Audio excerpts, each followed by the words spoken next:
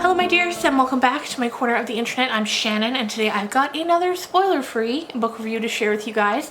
And today we're going to be talking about A House with Good Bones by Kingfisher. Now this is the first book by her that I've read.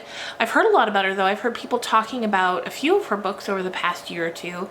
So when I saw this one on NetGalley, I grabbed it as fast as I could, and I was lucky that they approved that for me to be able to read. So this is going to be a pretty short review because it's a pretty short book. And from what I can tell, a lot of her books are on the shorter side, which I like. It's especially good if you've just finished a rather taxing novel and you want something a little quicker to get through. This was great for that. So this book, I'm trying to think of how to sort of genre it. It's a horror novel for sure, but I would probably call it cozy horror if I had to. Horror light, perhaps. It's definitely a horror, but it's done in such a way that's very casual. There's not a lot of atmosphere buildup, which was definitely intentional and I definitely really enjoyed. But in some horror novels, especially haunted house novels, you have the buildup of the atmosphere, that everything's creepy and everyone's on edge. Whereas with A House with Good Bones, it's just kind of people going through their everyday life, and then these weird things keep happening and they don't understand it, and they kind of refuse to want to understand it for as long as humanly possible. So basically what we have is our main character, Sam. She's, I think, 32 years old. She's a archaeologist, and she also studies bugs. And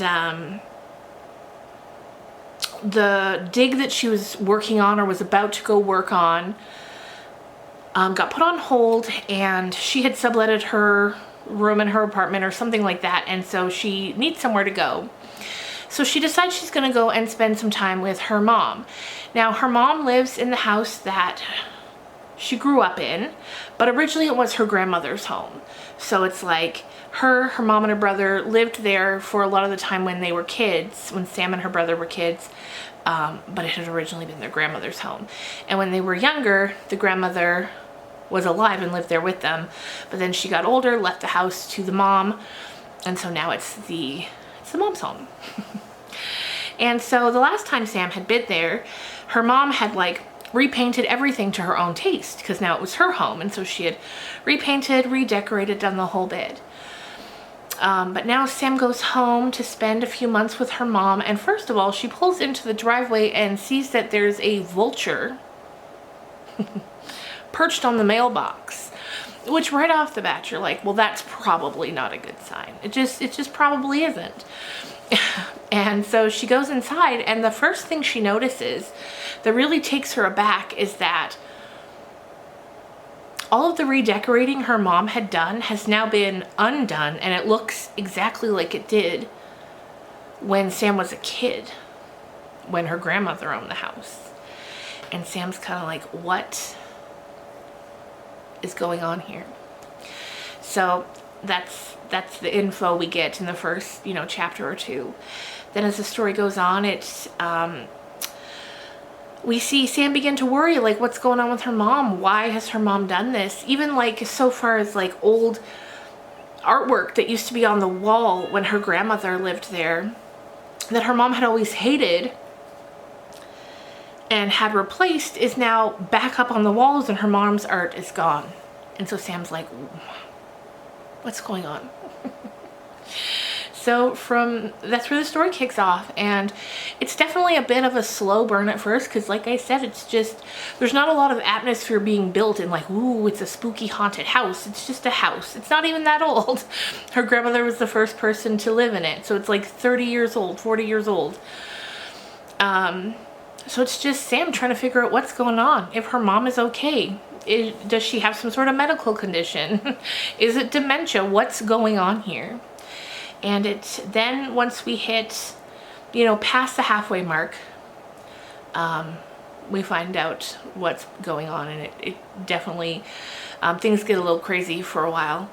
But I had a lot of fun reading it. Like I said, it's a short story. It was only like, I don't know, 220 pages. So it was a nice quick read. And I had a lot of fun, and it's about family, and it's about generational trauma or generational curses, and that if that's a thing, generational curses or negative generational things that get passed down through the generation, well then there must also exist the positives. And so it's kind of a story about tapping into something to overcome something else. And I just thought it was a lot of fun. And I think a lot of you guys might like it. Like I said, maybe we'd call it cozy horror, if that's a thing, I don't know, or horror light. But like I said, this is just going to be a short little video. I just had to pop on here and tell you guys about it. I think I would give it 4.5 stars, and I'll probably round that up to 5 for Goodreads, because I thought it was fun. And I definitely look forward to checking out more from T. Kingfisher in the future. From what I've seen from some of her other books, like I just saw another one that comes out in the summer go up on NetGalley, and that one's listed as sci-fi and fantasy, and I don't tend to read a lot of those, so I might skip that one, but yeah, I'll definitely be keeping an eye out for her in the future. And I thought it was cool. Another thing that I did like about this is, like I said, Sam, she works in archaeology, but also the study of bugs, the name of which, I think it's like etymology. And so because of that, throughout the story, we got a lot of really fun and kind of interesting bug facts thrown in throughout the story, and I thought that was interesting to learn about. So it's always fun when you're reading something and you get to learn about something else entirely. So there you go, you guys. It's Friday afternoon as I'm filming this, so I hope you guys have a great weekend if you're watching this, you know, today. And otherwise, I hope you have a great day, whatever day of the week it is. Bye, guys.